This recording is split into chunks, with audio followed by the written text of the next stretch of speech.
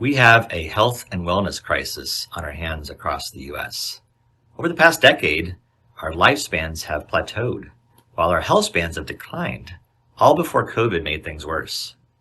This chart illustrates this multi-decade decline in health span, or years in good health. I find it remarkable and a bit embarrassing that the US is the only one in the top 25 wealthiest countries to experience a decline. All this while our health technologies are vastly improving and we increasingly spend more on our healthcare. I find it striking to compare the US health plans to the top 10 countries. The gap is huge and the trend is not pretty.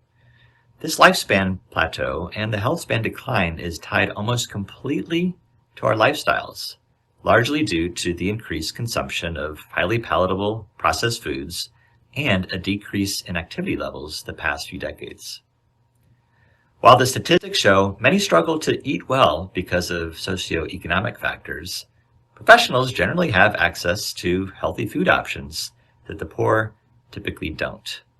Yet the decline in health and nutrition and the increase in obesity rates are also a real challenge for professionals.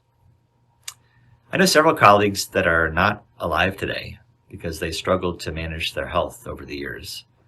I know many more that are alive but are dealing with debilitating diseases, discomfort, and a lack of energy from not taking care of themselves.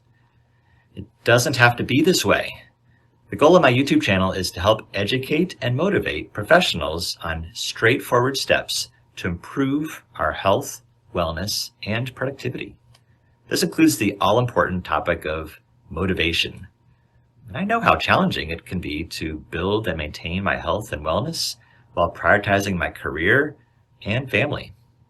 I've grown a large global logistics organization at a $4 billion multinational while eating well and keeping active.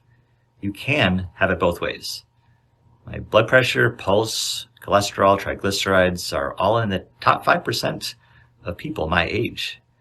And I have similar results on the elliptical machine, bicycle, push-ups, pull-ups, etc. I'm not sharing this to brag, rather to illustrate that we don't need to accept a progressively significant decline in health as we age. My experience shows that the path towards better health habits isn't complicated. It's about instilling small habits that compound over time. So, what habits allow executives to better manage their health, wellness, and productivity? This YouTube channel will explore this important question and distill them into practical steps all professionals can take. To further my reach, I'm also in the process of writing a book on this topic of executive health and wellness. Making a difference to my viewers and readers is core to my mission after leaving the corporate world this year. I know there are steps we can all take that'll make a huge difference to how we feel, look, and how many healthy years we get to enjoy on this earth.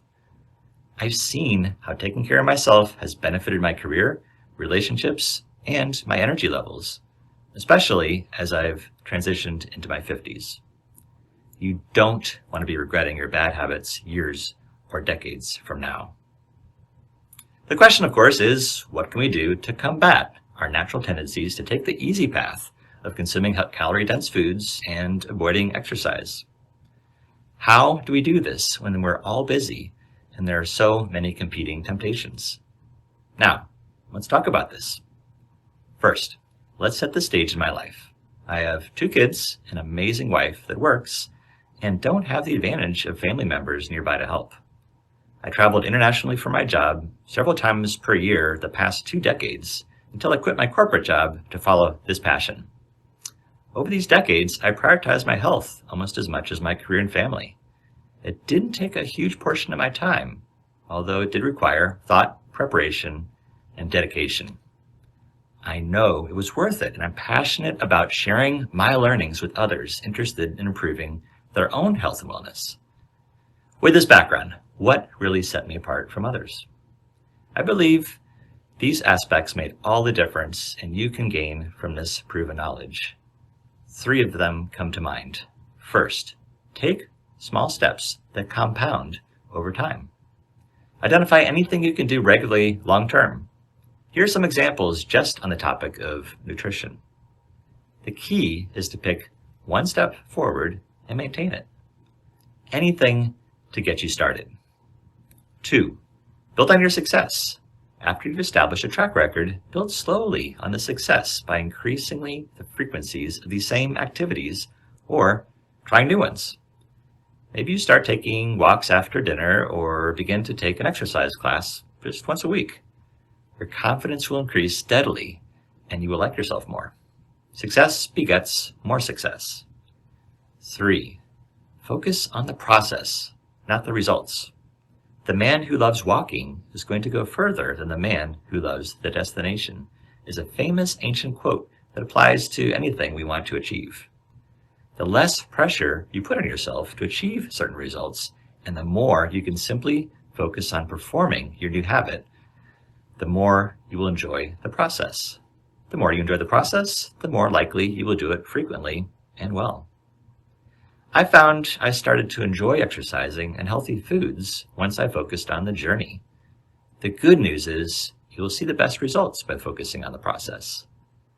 Keep in mind, this is a long game.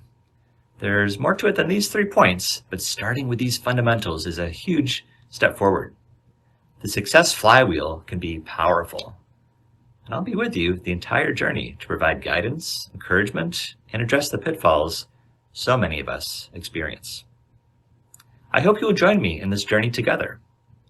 If you like what you heard today, please like this video and consider subscribing so you don't miss my upcoming videos. Until next time, be well.